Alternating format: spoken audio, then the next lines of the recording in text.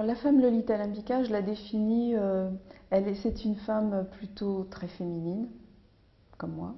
Enfin bon, c'est vrai que je me suis inspirée pas mal de mon personnage, mais bon, je pense que quand on est créateur, on ne peut pas faire autrement. Et elle est romantique.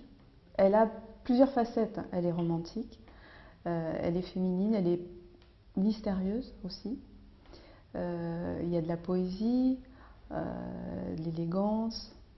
Voilà, donc ça c'est la femme Lolita Lembicka dans mon univers de mode, mais aussi pour le parfum, parce que c'est aussi cette personnalité qui m'a inspirée. Quand on travaille avec un créateur parfumeur qui sont des nés, donc on travaille d'abord le concept du parfum. Où est-ce qu'on veut aller, dans quelle direction, quel va être ce parfum, pour quelle femme il va être, à qui il s'adresse. Et en fait, au départ, on a voulu créer un parfum qui ressemble à l'univers de ma mode, de mon style, aussi de choses très personnelles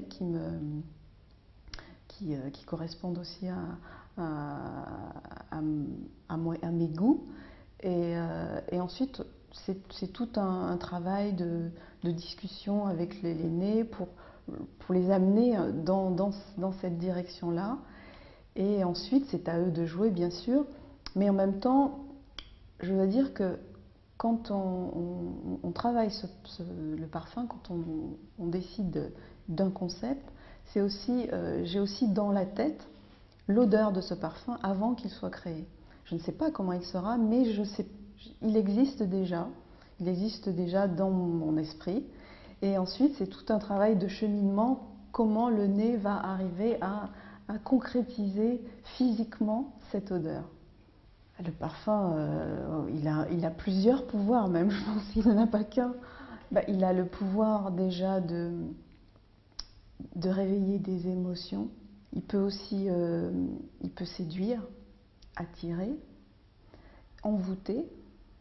Il peut faire du bien à la personne qui le porte aussi. Ce n'est pas qu'un message pour les autres, c'est aussi un message pour soi-même. Faire du bien et aussi être... il a le pouvoir de représenter son identité, ce que l'on est. Voilà, donc je pense qu'il a beaucoup, beaucoup de pouvoir.